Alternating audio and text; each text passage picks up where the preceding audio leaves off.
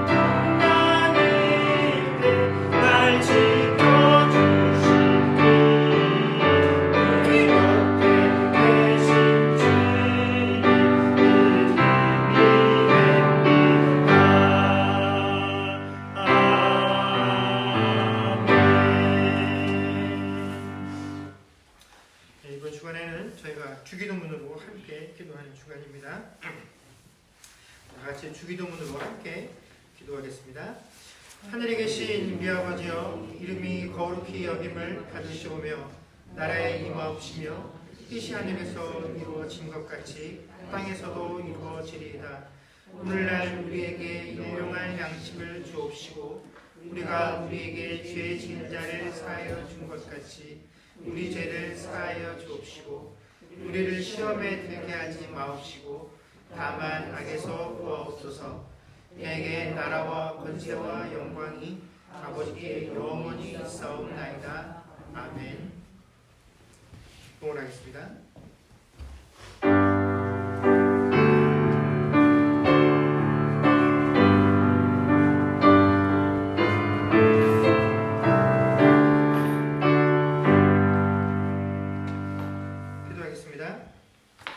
좋으신 하나님, 은혜를 감사합니다. 지난 한 주간 동안에도 각 가정 가운데 허락하신 귀한 일터와 사업장에서 일하게 하시고 내가 얻은 모든 것들이 하나님의 은혜요 선물인 것들을 고백하며 예물을 드리게 하시니 주여 감사를 드립니다.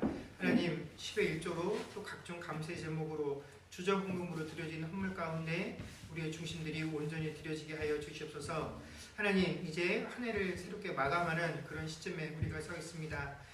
2021년 한 해도 참으로 어렵고 힘든 순간들이 많이 있었고 지금도 우리가 어렵고 힘든 그 시간들을 통과하고 있는 시점에 있습니다. 그러나 우리가 지금까지 지내온 것도 하나님의 은혜요, 또 내가 지금까지 다 이뤄온 것도 내 계획과 내 열심의 그 보상의 결과가 아니라 하나님께서 우리를 긍휼히 여기시고 불쌍히 여겨주신 그 하나님의 은혜의 손길로 인하여 내가 여기까지 온 줄로 압니다. 하나님, 얼마 남긴 올해 시간까지도 우리가 온전히 하나님만을 신뢰할 수 있는 심령들 되게 하시고 아버지는 지금까지 지내면서 아직도 물질의 문제들로 인하여 고민하고 또 고통받고 있는 가정들이 있다고 한다면 남겨진 시간이 얼마 되지 아니하나 이 시간들을 통하여 하나님께서 부어주시는 위로들이 각 가정 가운데 채워지는 귀한 시간들이 되어지게 하여 주시옵소서. 특별히 아버지 하나님, 또한 이곳에 정착하는 문제들로 인하여 애쓰고 수고하는 또한 지체들이 있습니다. 하나님, 그 모든 과정들 가운데 하나님께서 함께 하여 주시고 아버지 하나님, 어려움이 있을 때라도 하나님을 늘 의지하고 신뢰하는 그 마음들로 인하여 세상이 주지 못하는 그 넉넉함과 풍성함들이 주의 백성들의 삶 가운데 풍성하게 임하게 하여 주시옵소서. 이 일들을 감당할 수 있도록 늘 육신의 강건함들을 허락하여 주옵시고 또 아버지 하나님, 여전히 이 질병의 문제들이 우리를 위협하고 있는 시대에 우리가 직장에서나 또 일상의 삶 가운데서 여러 사람들을 만나고 우리가 일터의 사람들을 대할 때 이 질병으로 인하여 우리가 고통받는 일들 생기지 아니하도록 하나님께서 늘 강건함으로 지켜주시며 함께 일하는 모든 지체들과의 관계 가운데 어려움이 없을 수는 없겠으나 하나님, 그 어려움 가운데 우리에게 지혜와 믿음을 더하여 주사 하나님, 우리가 갖는 모든 관계들이 단순히 돈을 벌고 또 돈을 내게 필요한 것들을 맺는 관계가 아니라 하나님, 내가 선 자리에서 하나님의 자녀로서 빛과 소금의 역할을 감당해야 되며 그리스도인의 향기를 드러내야 한다는 사실들을 늘 기억하며 우리의 발걸음마다 주의 향기가 드러날 수 있는 그런 삶이 되게 하여 주옵소서. 감사드리며 우리 주 예수님 이름으로 기도드립니다. 아멘. 예, 우리 교회 소식 전하겠습니다. 돌아오는 토요일이죠. 11월 25일 날 11시에 성탄절 예배가 이곳에서 있습니다. 기록해 가시고 함께 모여서 주님 나신 기쁨들을 함께 나눌 수 있었으면 감사하겠습니다. 예배들 기억해 주시고요. 예, 우리 학생들은 공과로 이동하도록 하겠습니다.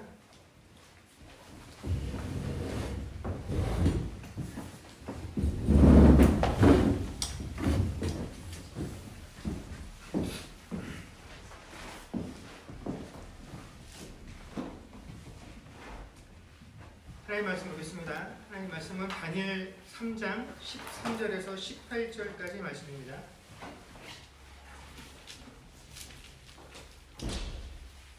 다니엘 3장 13절에서 18절까지 말씀을 저와 여러분 한 절씩 보도록 하겠습니다.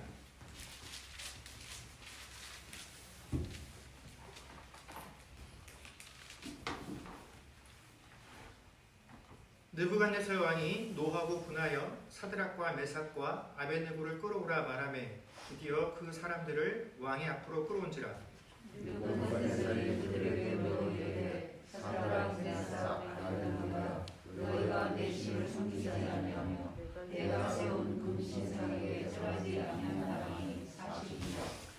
이제라도 너희가 준비하였다가 나팔과 피리와 수금과 삼현금과 양금과 생황과 및 모든 악기 소리를 들을 때 내가 만든 신상 앞에 절하면 좋거니와 너희가 만일 절하지 아니하면 즉시 너희를 맹렬히 타는 풀무불 가운데 던져 넣을 것이니 능히 너희를 내 손에서 건져낼 신이 누구이겠느냐 하니 사드락과 메삭과 아벤노가 왕에게 대답하였되 누구보다 세상이여 너희가 이 일에 대하여 왕에게 대답하기를 원하나이다. 왕이여 우리가 섬기는 하나님이 계시다면 우리를 맹렬히 타는 풀무불 가운데서 능히 건져내시겠고 왕의 손에서도 건져내시리이다. 그렇게 하지 아니하실지라도 왕이여 우리가 왕의 신들을 섬기지도 아니하고 왕이 세우신 금신상에게 절하지도 아니할 줄을 아옵소서. 아멘. 네, 교회 다니신 지 좀 연수가 되신 분들은 누구나 다 잘 알고 있는 다니엘과 세 친구에 관련된 내용입니다.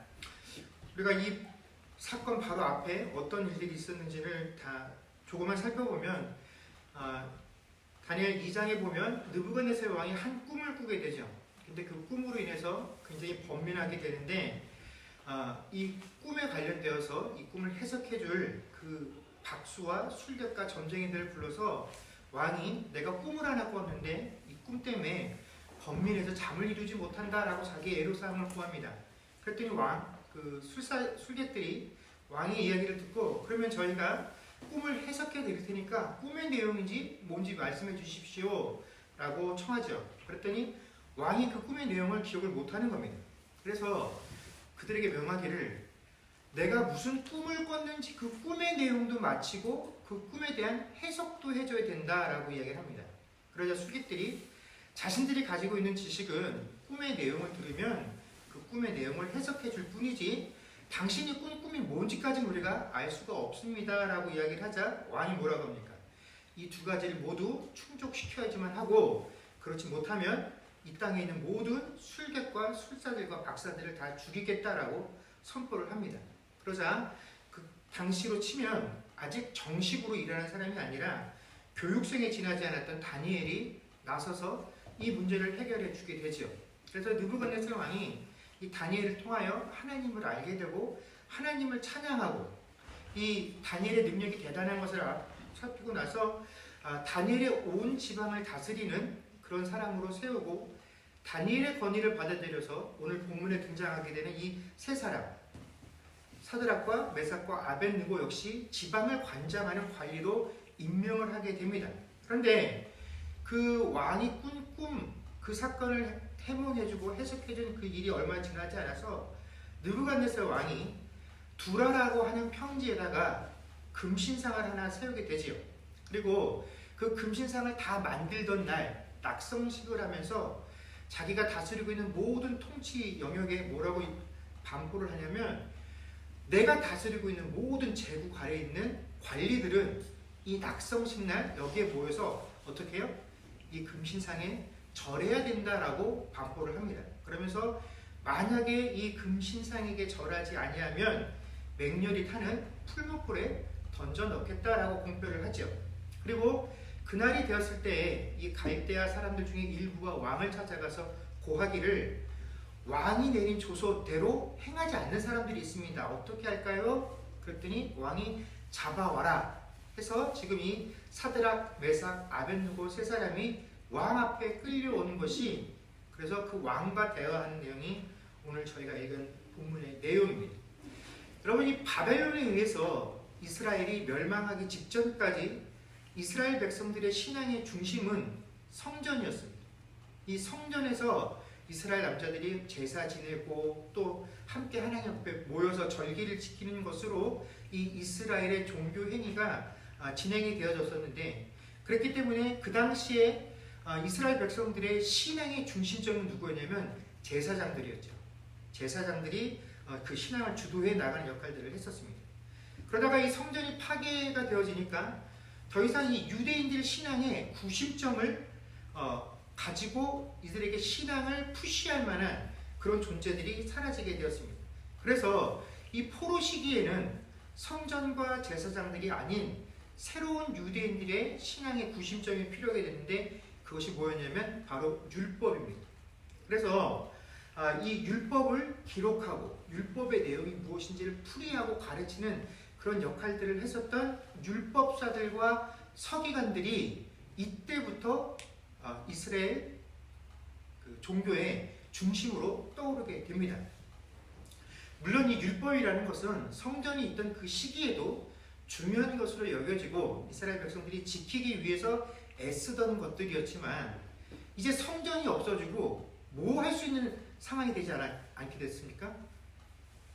회개하고 하나님께 제물을 드릴 수 없는 상황이 되었기 때문에 이제 이스라엘 백성들에게 어떤 강박관념이냐면 내가 죄를 혹시 짓게 돼도 이 죄를 해결할 수 있는 방법이 풍요가 없어지게 된 것입니다. 그러다 보니까 이 이스라엘 백성들이 강박관념을 가지고 어떻게 하면 죄를 안 지을 것인가 하에 더 집중하게 됐고 그러다 보니까 이 율법의 내용 하나하나를 철저하게 지키는 것으로 아예 내가 죄 짓지 않아야 되겠다라는 강박관념들을 가지게 되죠.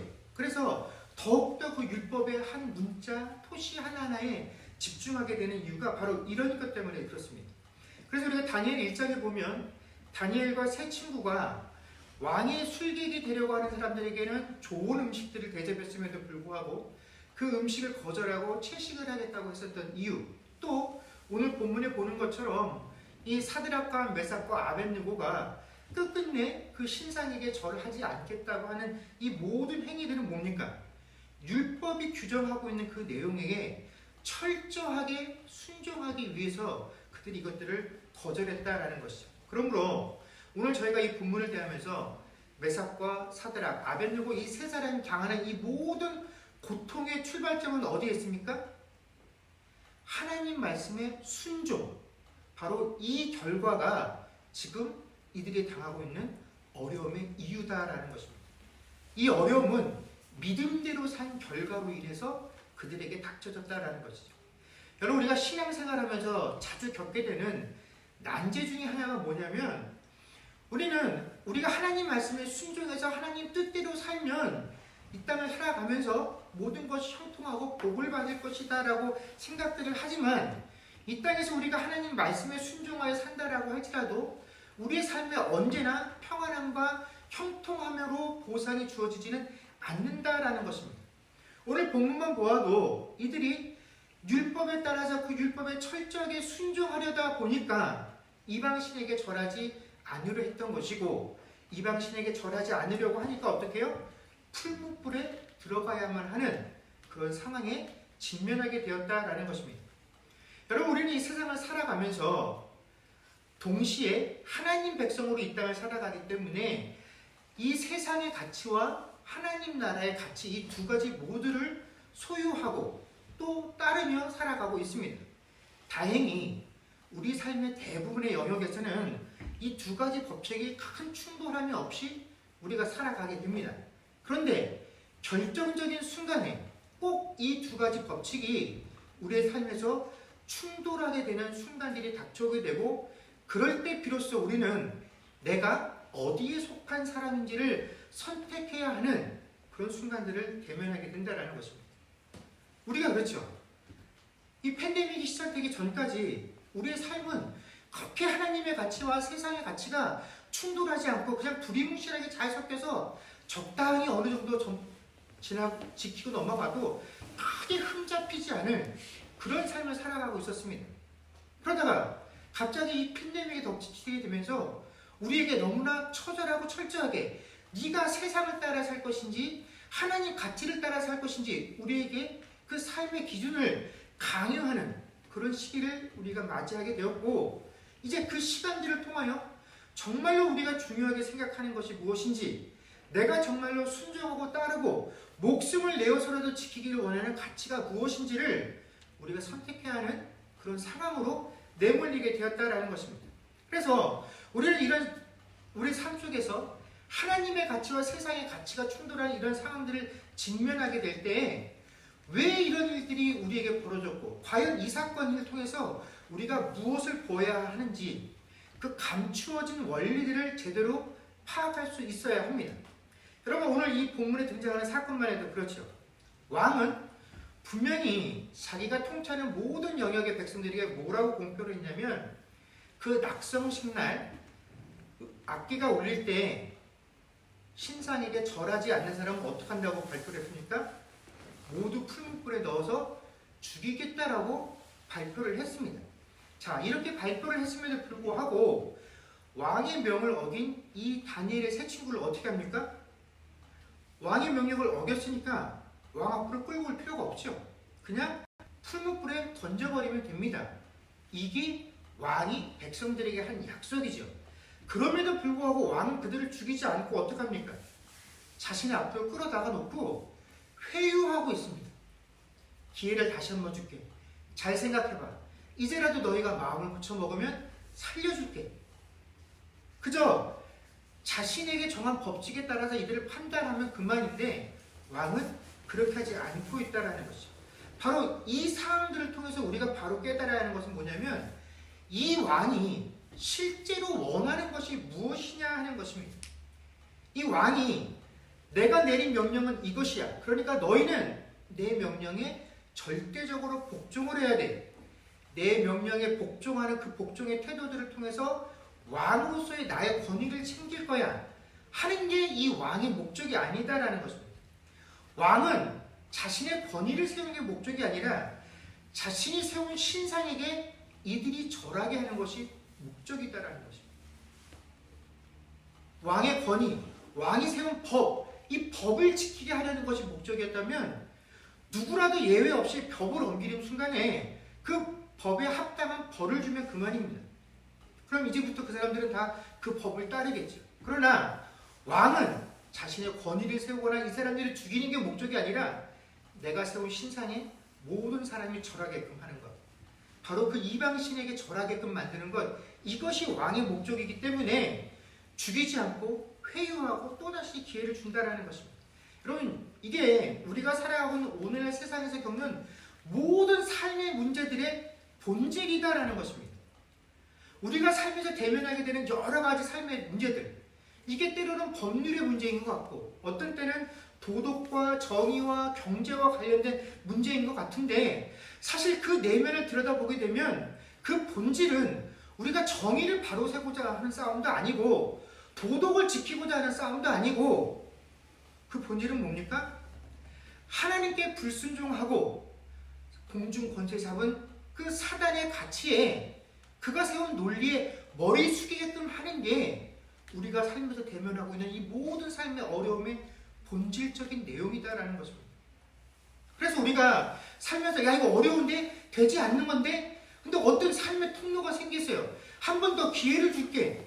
이게 좋은 것이 아니다라는 것입니다. 그 기회를 통해서 우리로 하여금 뭘 하도록 유도하는 겁니까? 하나님의 가치를 버리고 세상의 가치를 선택할 수 있도록 야 다시 한번 생각해봐. 너에게 또 기회를 주는 거야. 이게 마지막 기회야. 이번 기회를 놓치면 넌 영영 죽어. 여러분 우리가 이것을 보지 못하면 우리의 믿음이 잘못된 방향으로 나아가게 된다는 것입니다.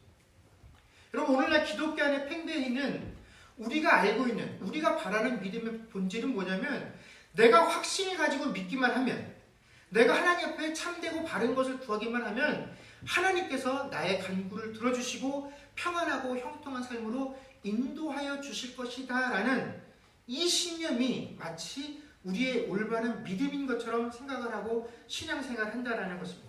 그러나 기독교 신앙에서 말하는 믿음이란 분명히 그렇게 될 것이야. 내가 잘하면 이렇게 될 거야. 내가 하나님을 똑바로 믿으면 헌신하면 내가 의심하지 않으면 잘 될 거야 하는 이 내 신념을 믿는 것이 아니다라는 것입니다.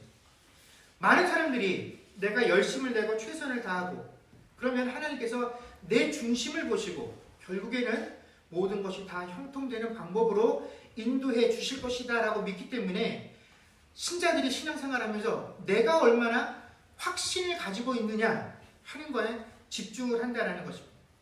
그래서 우리가 하고 있는 이 신앙생활에서 가장 강력하게 요구되어지는 것이 뭐냐면 뜨거움인 것입니다.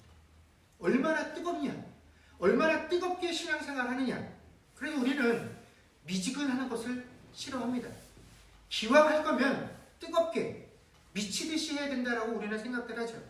찬양을 해도 크게 해야 되고, 기도를 할 거면 최소한 주여 3창을 외치면서 동네가 떠나갈 듯이 큰 소리로 기도해야 되고, 그냥 새벽 기도해도 안 되고 특별 새벽 기도회를 해야만 우리는 뭔가 내 직성에 풀린다라는 것입니다.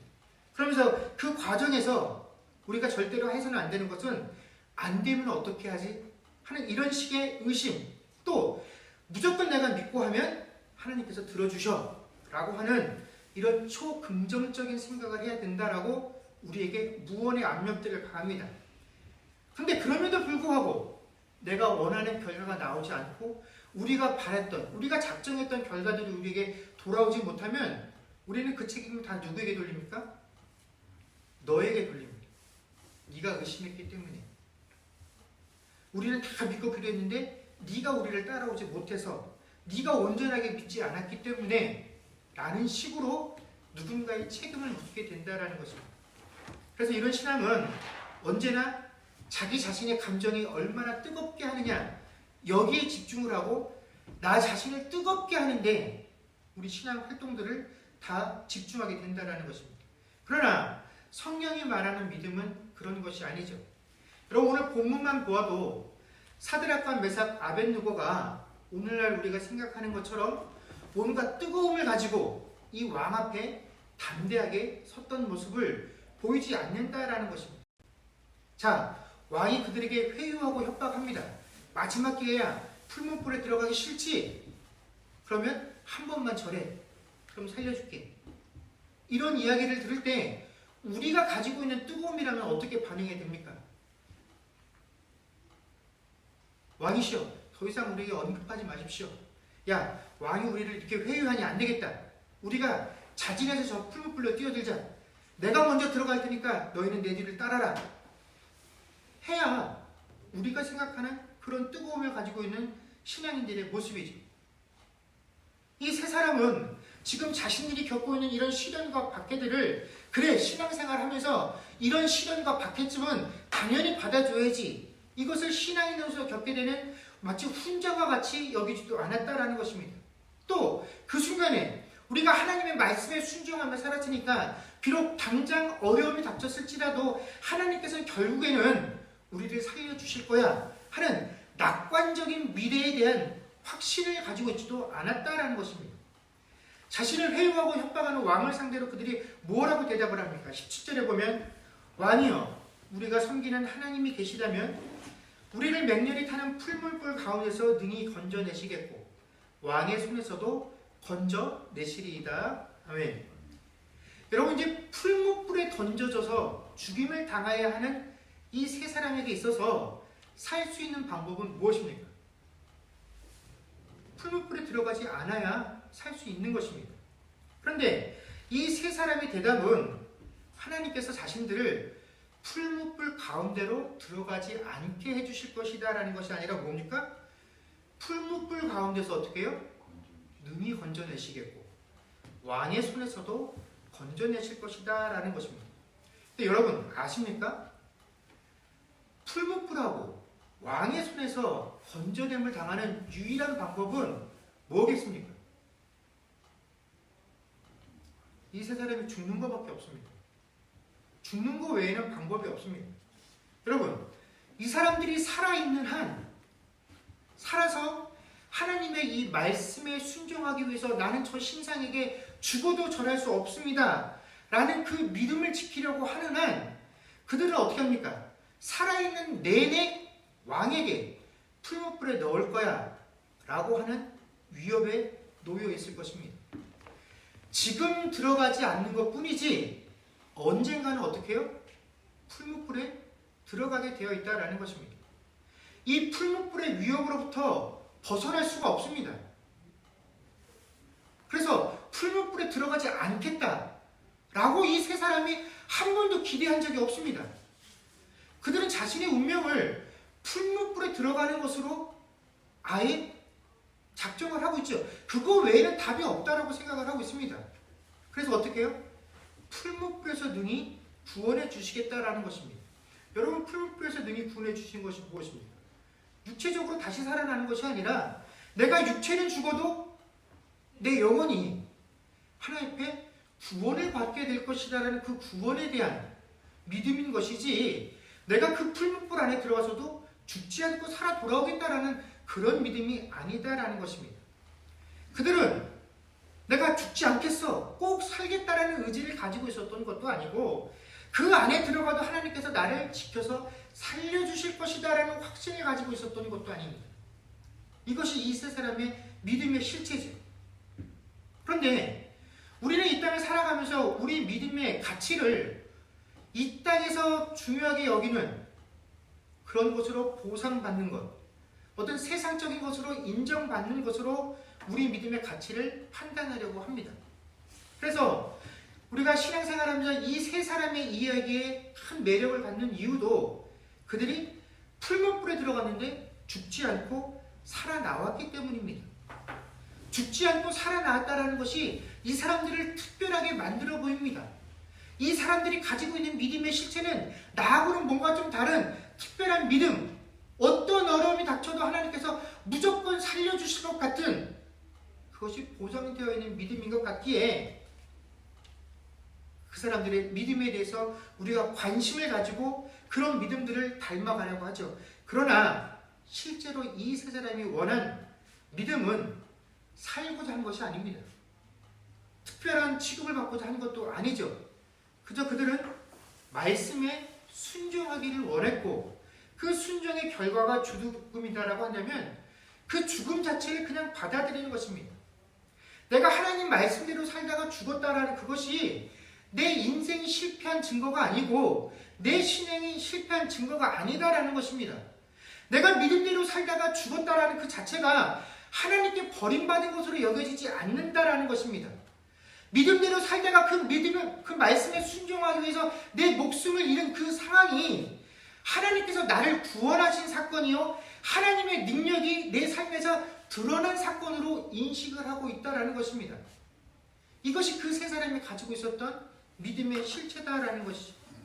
그런데 우리가 우리 자신에 대한 신념, 내가 믿고 있는 것이 옳고 그대로 이루어져야 된다라는 그런 신념을 갖게 되는 근거는 내가 하나님께 간구하는 것이 옳고 선하고 하나님을 위한 것이다라고 스스로 여기기 때문에 내 신념을 믿게 된다라는 것입니다. 대부분의 신자들이 내가 하나님께 구하는 것은 정당하고 옳은 것이다라고 여깁니다. 여러분, 그런데 설사 내가 요구하는 것이 우리의 이성과 상식과 또 내가 가지고 있는 믿음의 기준에 따라서 옳고 합당한 것이다라고 할지라도 과연 그것이 하나님께서 우리를 들어주셔야 할 이유가 될까요? 고린도후서 12장에 보면 우리가 잘 아는 것처럼 바울 사도가 자신의 육체의 가시의 문제를 놓고 하나님께 3번이나 이 내 안의 육체의 가시 문제를 해결해 달라고 간구를 합니다. 그러나 끝끝내 바울 사도는 자신이 원하는 결과를 얻지 못했습니다. 여러분, 우리가 생각할 때는 이 사람은 하나님의 사도로서 부름을 받아서 하나님의 말씀을 전하는 그 일을 하고 있습니다. 지금까지도 대단한 일들을 해왔었고 앞으로도 능히 하나님의 일을 감당해야 될 큰 일꾼임에 틀림이 없어 보입니다. 그런 사람에게 그 당시의 세계관으로는 그 전 세계를 돌아다니면서 말씀을 전하고 있는데, 그런 사람에게 육체가 연약하다라는 것은 하나님 일 하는데 큰 방해거리처럼 여겨집니다. 바울 사도가 딴 일 하겠다라는 것도 아니고 하나님 일 하겠다고 건강한 육신을 달라는데 하나님이 그것을 허락하지 않으셨습니다. 그 이유가 뭡니까? 너를 자만하지 않게 하기 위해서 내가 건강하게 해줄 수 없다라고 하셨습니다. 그러면서 이것이 오히려 너에게 더 큰 내 은혜다라고 말씀해 주셨죠. 여러분, 내가 원하는 것을 얻는 것이 내 믿음의 정당성이나 내가 하고 있는 일이 옳다라는 근거, 하나님께서 기뻐하시기에 이 일에 이렇게 축복을 해주셨어 라고 주장할 수 있는 근거가 될 수 없다라는 것입니다. 여러분, 참된 믿음은 내가 정한 결과와 내가 정한 옳고 그름에 따라서 내가 원하는 그 뜻에 하나님께서 비로소 응해 주셨을 때에 신실하신 하나님, 내 기도를 들어주시는 하나님, 그런 식으로 고백하는 것이, 그런 하나님을 인정하는 것이 믿음이 아니라 옳고 그름이 하나님께 속하여 있다라는 것. 그래서 그 뜻에 따라 하나님께서 선하신 결과를 내게 허락하셨다라는 것을 인정하는 것이 성경이 우리에게 요구하는 믿음이고, 오늘 이 말씀을 통하여 우리에게 가르치고자 하는 믿음의 실체다라는 것입니다. 여러분, 우리에게 무엇이 필요한지, 무엇이 우리에게 선한 결과인지를 판단하시는 이는 오직 하나님뿐이십니다. 진정한 믿음이라는 것은 내 신념을 믿는 것이 아니라 그런 하나님을 믿는 것, 그 믿음이다라는 것입니다. 그래서 이 세 사람이 무엇이라고 고백을 합니까? 그렇게 하지 아니하실지라도 라는 고백을 하게 된 것입니다. 여러분, 이 세 사람의 고백을 통해서 성경이 우리에게 가르치고 요구하는 믿음이라는 것은 우리가 원하는 결과에 대해서 흔들림 없이 믿고 있는 그런 신념에 대한 확신이 아니라 하나님에 대한 신뢰를 가지는 것입니다. 그러면 우리가 하나님을 신뢰한다는 그 신뢰는 어떤 것이냐? 첫 번째로 하나님은 우리를 구원하실 수 있는 분이시다라는 것에 대한 신뢰인 것입니다. 여러분, 이 세 사람은 하나님께서 자신들을 위협하고 있는 이 왕과 대면하면서 왕이 자신들에게 취하는 어떠한 행위도, 또 왕이 가지고 있는 그 권위로도 자신들을 억압하지 못하고 그것으로부터 자신들을 어떻게 해요? 구원하실 것이다 라고 믿었습니다. 그런데 그 구원이 우리가 생각하는 것처럼 생명을 보존하는 형식으로 나타나는 것은 아니었죠. 그러므로 우리가 하나님을 신뢰한다라고 하는 것은 하나님께서 내가 당면한 그 모든 상황과 어려움 속에서 나를 구원하실 수 있는 분이시다라는 것을 신뢰함과 동시에 내게 주어진 결과가 가장 선한 결과이다라는 것. 그 결과를 허락하시는 선하신 하나님이다라는 것을 신뢰하는, 그것을 또한 포함하고 있다라는 것입니다.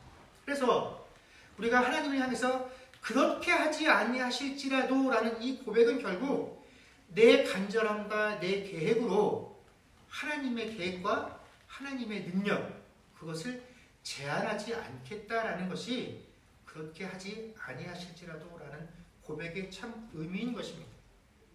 그런데 여러분, 우리가 이런 고백을 함에 있어서도 참으로 귀한 고백임에도 불구하고 이 고백을 우리가 할 때조차도 우리는 몇 가지 유의하고 살펴봐야 될 그 함정과 유혹의 장면들이 존재한다라는 것입니다.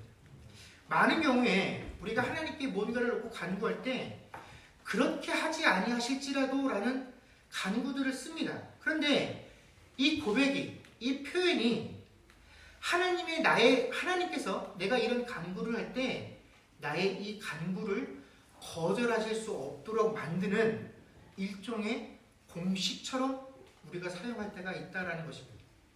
아마 이런 경험들 다 하실 겁니다.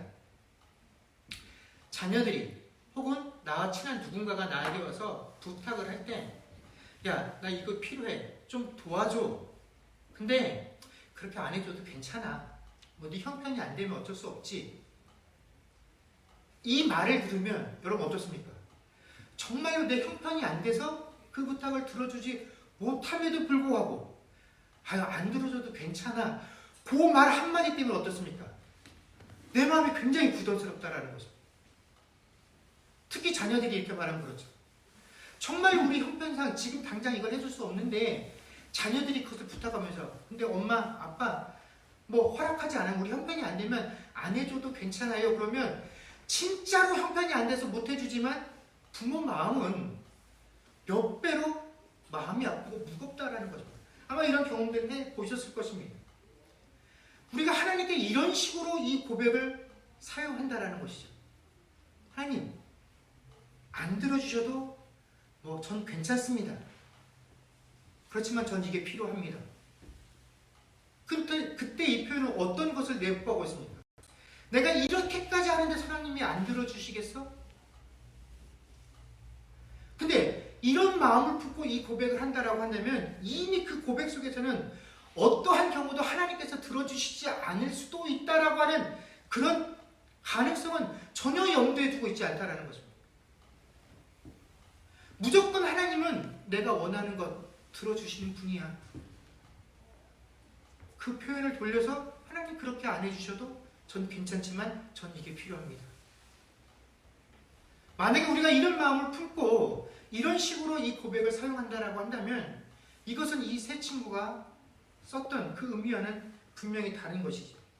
또 다른 것은 뭐냐면 내가 만약에 이런 고백을 사용하게 되면 나의 간절함이 줄어들어서 하나님께서 들어주실 것도 안 들어주시는 것 아닌가 하는 그런 마음의 부담 때문에 이 표현을 쓰지 못하는 경우가 있다는 것입니다.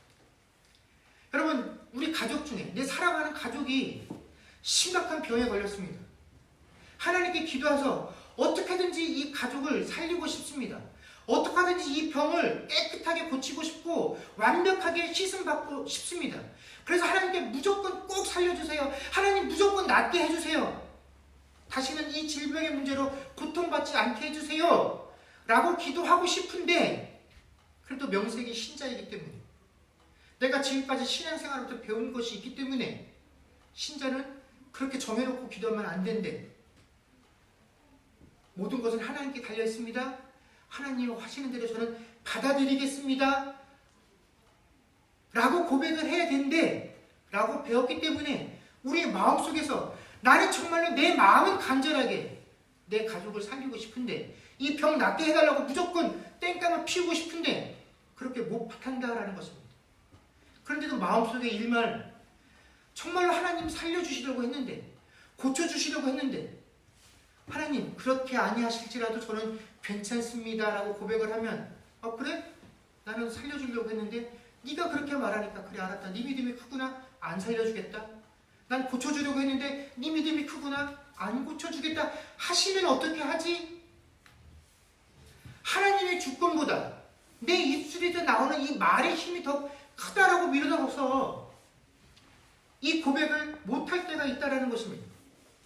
여러분, 그런데 이 세 사람은 우리가 가지고 있는 이런 유혹과 함정의 문제들을 떠나서 온전하게 그 진심을 담아 하나님께 이런 고백을 했지만 여러분, 내 마음속에 혹시라도 이런 생각이 든다라고 한다면 이런 고백 하지 못해도 상관이 없습니다. 하나님께서 우리가 그런 고백하지 않는다고 해서 우리를 모르시는 분이 아니십니다.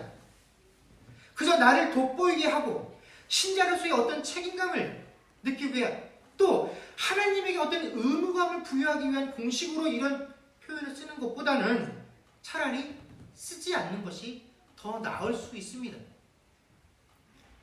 우리에게 필요한 것은 이 고백을 드렸던 이 세 사람의 믿음이다라는 것이죠. 여러분, 성경은 이 세 사람이 우리에게 매우 특별했다, 대단했다, 그래서 죽지 않고 살아났다 라는 것을 보이는 것이 아닙니다. 여러분, 이 사람들이라고 해서 자신들 앞에 펼쳐진 이 풀무불이 두렵지 않았겠습니까? 자신들은 절대로 그 안으로 들어가지 않을 것이다 라는 확신이 있었습니까? 아닙니다. 그들 역시 자신들 앞에 펼쳐진 그 상황에 대해서 아무것도 예측하지 못했고 그 어떤 것도 확신하지 않았습니다. 그들은 오직 한 가지만을 확신했습니다. 하나님이 자신들을 어떠한 상황에서라도 구원하실 것이고 그 하나님의 방법은 우리에게 가장 선한 것이다 라는 그 한 가지만을 그들은 확신하고 있다는 것입니다. 여러분, 우리의 믿음도 우리의 신앙도 그래야 합니다. 여러분, 누구도 우리 앞에 펼쳐진 우리 삶의 미래에 대해서 그 결과에 대해서 예측할 수 없습니다. 우리는 오로지 하나님만을 신뢰할 뿐입니다. 여러분, 누군가 여러분에게 잘 될 것이다 라고 말한다면 그 말을 믿지 마십시오. 그것이 설령 목사라고 해도 마찬가지입니다. 여러분, 우리는 잘 될 것을 믿는 사람들이 아니라 하나님을 믿는 사람입니다.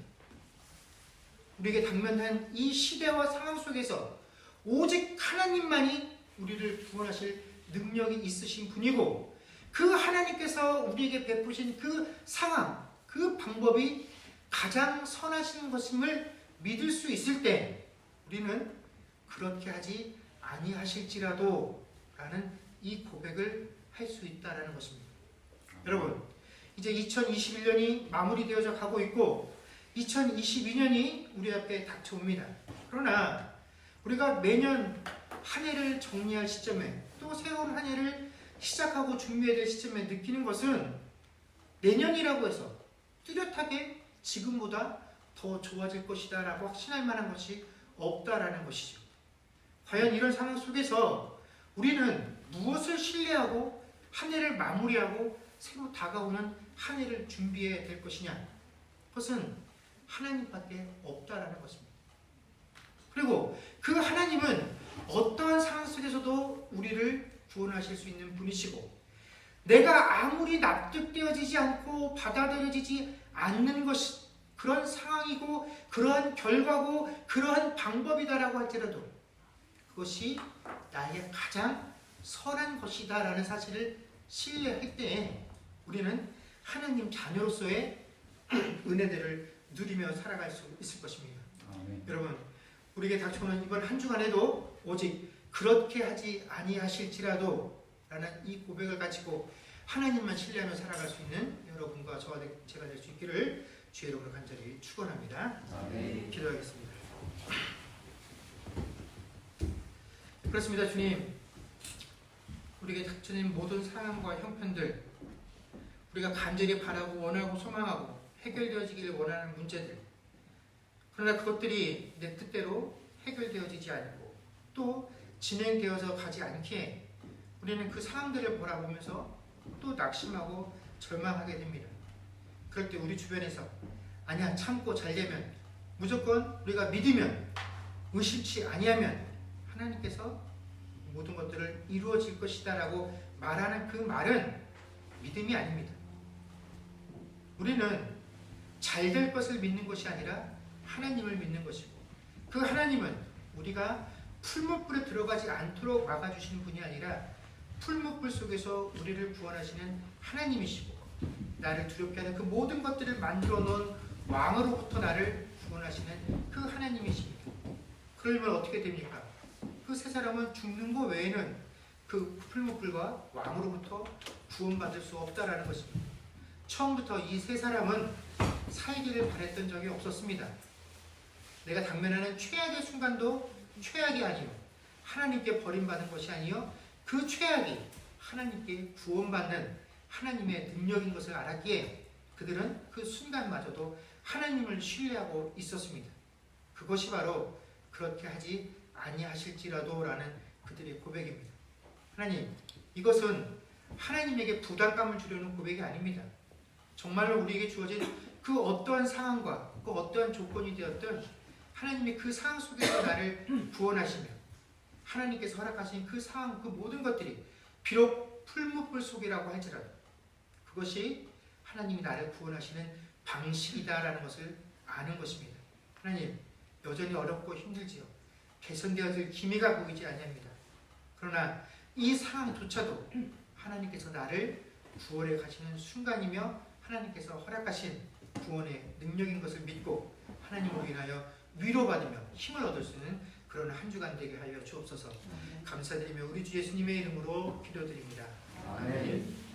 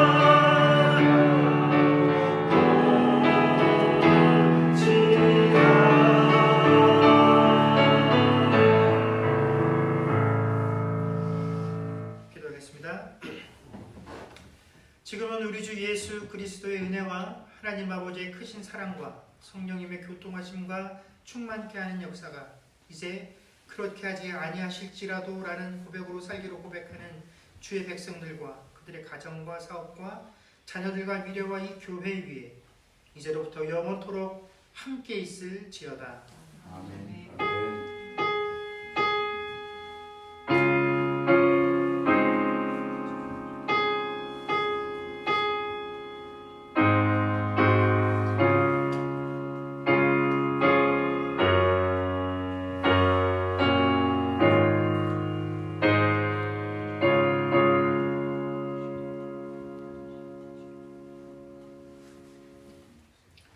네, 감사합니다. 예배를 마쳤습니다.